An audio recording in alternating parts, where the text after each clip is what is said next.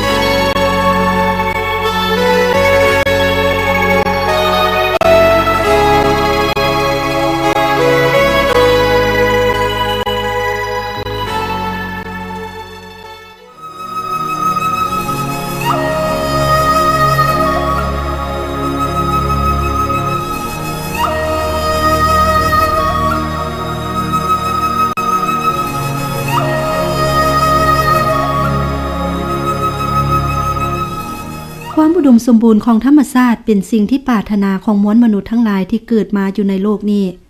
ส่วนประเทศลาวแม้นสวรรค์ได้แต่งมาให้พบกับความอุดมสมบูรณ์แบบนี้จนมีคำควรคำกรคำพญาในวรรณคดีของลาวหลายบทเช่นว่าคำว่าในน้ำมีปลาในน้ำมีเข่าหรือข้างหม้อไว้ปลาเต้นใส่เองเหล่านี้เป็นต้นก็ล้วนแต่แม่นการเอกอ้างด้วยความภาคภูมิใจของคนลาวเฮาที่มีต่อทรัพยากรธรรมชาติของตน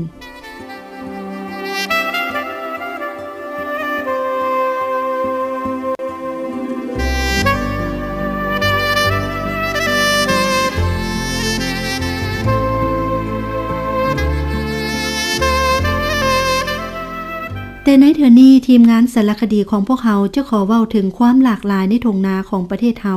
โดยเฉพาะแล้วแม่นกบในนาในหลายๆบ้านเขตภาคกลางหาภาคใต้จะมีวิสาหากินในการหากบในนี้ก็มีอยู่หลายแบบ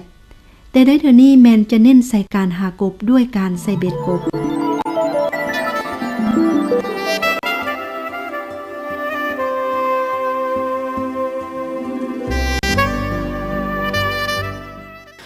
นั่นก็เป็นส่วนหนึ่งของสารคดีวิถีชีวิตการดำรงชีวิตของพ่อแม่ประชาชนลาวประเภา